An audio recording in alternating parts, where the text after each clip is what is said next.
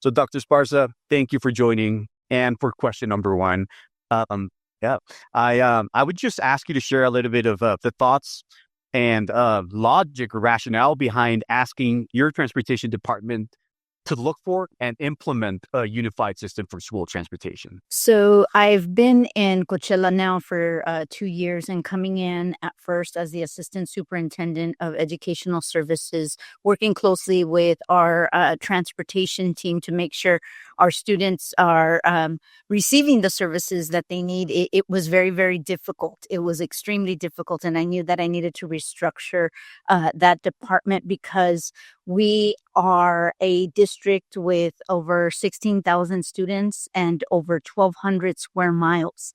And so it's a very large district. We only have 21 schools and an adult school, but our square footage is extremely large, one of the largest in the country. And making sure that our students get from point A to point B and on time has all been handled for decades manually. So there's never really been an application or any type of tech provider to be able to fully implement a routing system, a support system for our dispatchers, a support system for our fleet.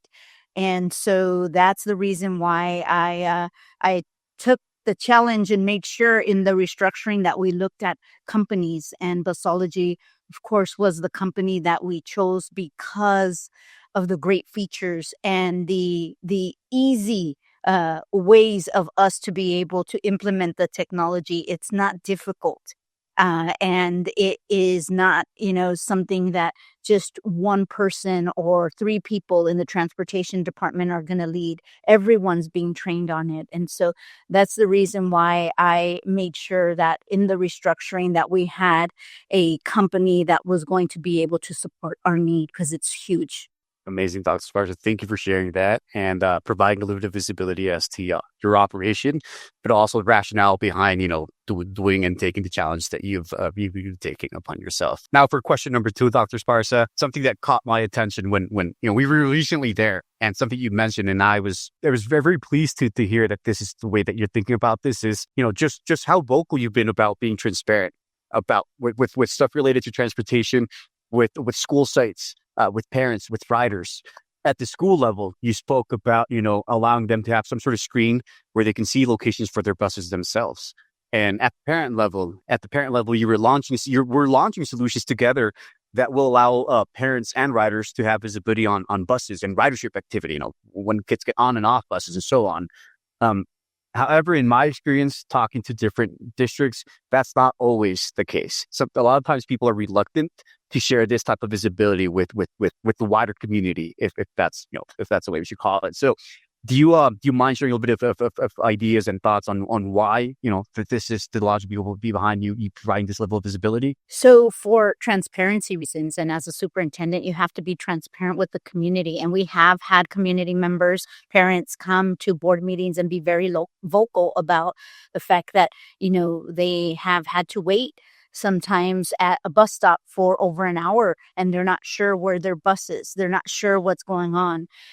They contact transportation, and sometimes because of, mishaps or a lack of attendance, we have our dispatchers driving too. So now what we've done with the restructuring is make sure that we are going to have a routing tech person that's going to be there, to ensure that during the school day, in the morning, in for field trips, in the afternoon, and also at the end of the day for our expanded learning program, that we have somebody that's going to be managing the technology piece of the routing system so that our parents can track their students. Right now, we're still, probably a decade behind because we're going to be using ID cards. And so everybody has been using ID cards, but they haven't been consistent in scanning their ID card on the bus. So they will be scanning their ID card on the bus. We want to move to QR codes. It's very easy. Most students have phones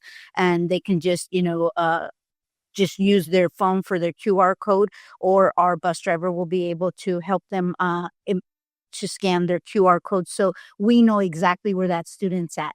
In my tenure, I have never worked in a district where, and even in Boston Public Schools, we know where all the buses are at all times. And here we don't. And I was pretty stumped when I said, hey, well, what would happen if somebody just took one of the buses and it has our kids on there? Like, what do we do? Well, we wouldn't be able to track them. And so you also offer that awesome GPS system that is helping us with all of this tracking. And so we are going to be putting up tracking monitors at the different bus stops. It gets really hot here in the valley.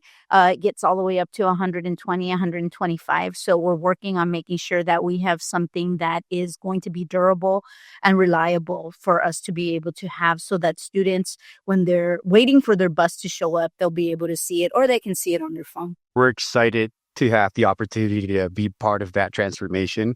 And I love it that, something I said, a few slides ago is we're planning for today without losing sight of tomorrow. And it's very clear that you have that visibility. So again, thank you very much.